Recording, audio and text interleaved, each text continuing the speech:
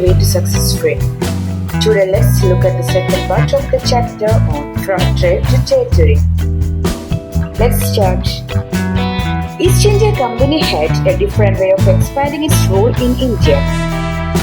It used a variety of political and economic methods to extend its influence.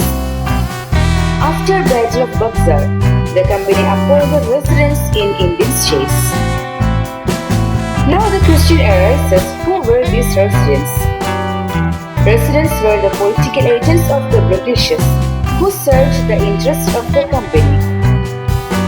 Through them, the company started interfering in the internal affairs of Indian states.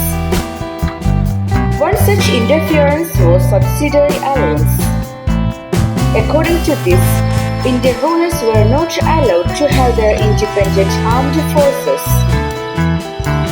They had to keep company's army and pay their maintenance. If they failed to do so, the part of their territory was taken away as penalty by the Britishers.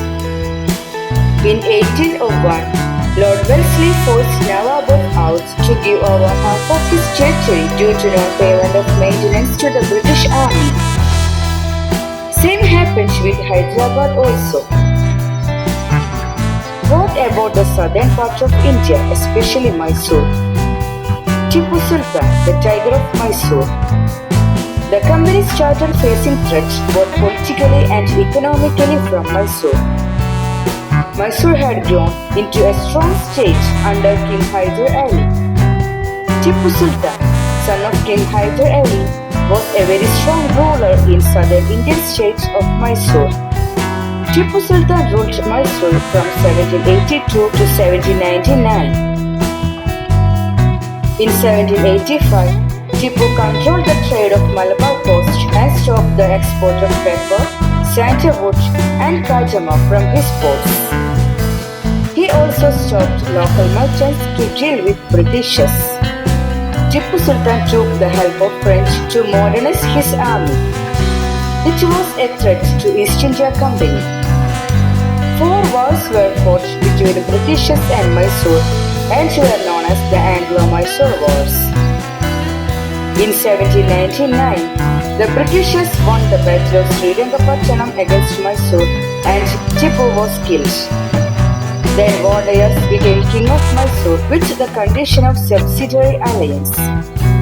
After the problem of Mysore was sorted off, a new problem arose, the Marathas. War with the Marathas. From the late 18th century, the company was planning to destroy Maratha power. After the defeat of Maratha in Battle of Panipat in 1761, they got divided in various small dynasties. They were held in an alliance under the Peshwa or the principal minister. 3 wars were fought between Marathas and British. The first Anglo-Maratha War was fought between 1775 to 1782. When the first Anglo-Maratha War entered in 1782 with the Treaty of Salban, there was no clear victor. The second Anglo-Maratha War was fought on different fronts, resulting in the British gaining Orissa and the territories north of the Yamuna River, including Agra and Delhi. Finally, the third Anglo-Maratha War of 1817 to 19 crushed Maratha power. British Paramountcy in India. Under the leadership of Lord Hastings, East India Company initiated a policy of Paramountcy. Now, the company claimed that its authority was supreme, hence its power was greater than that of Indian states. So, in order to become a paramount power, they started annexation of different territories of India. Rani Chennamma was the ruler of small state of Kittur.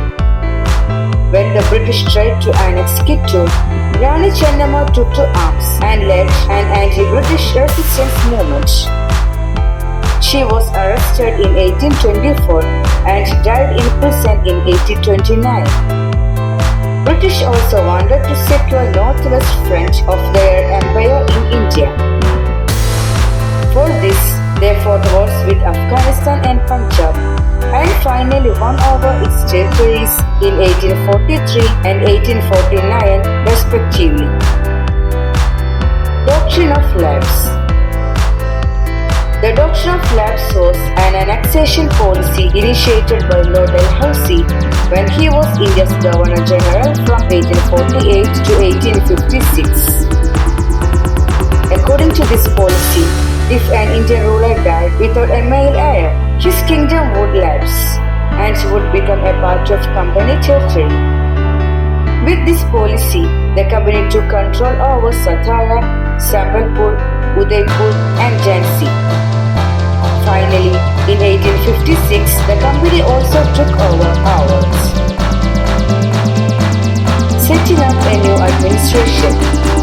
In 1773, Baron Hastings became the Governor General of Bengal. Hastings divided administration into 3 presidencies, namely Bombay, Madras and Bengal.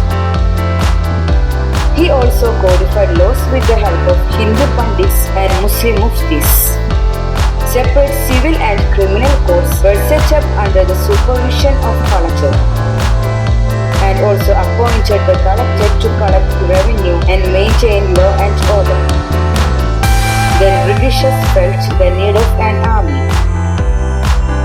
The Company Army. In India, colonial rule brought some new ideas of administration and reform.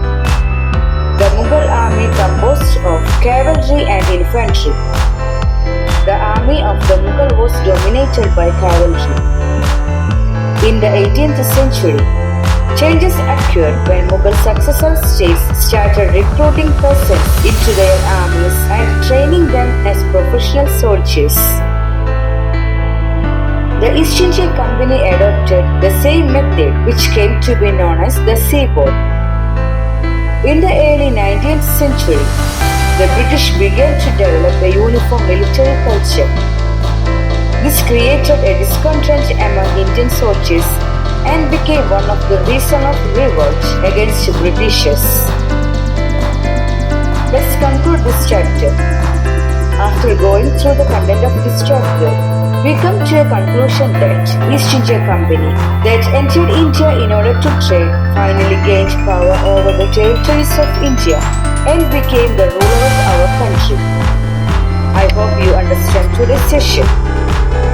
You can subscribe to my channel for more updates.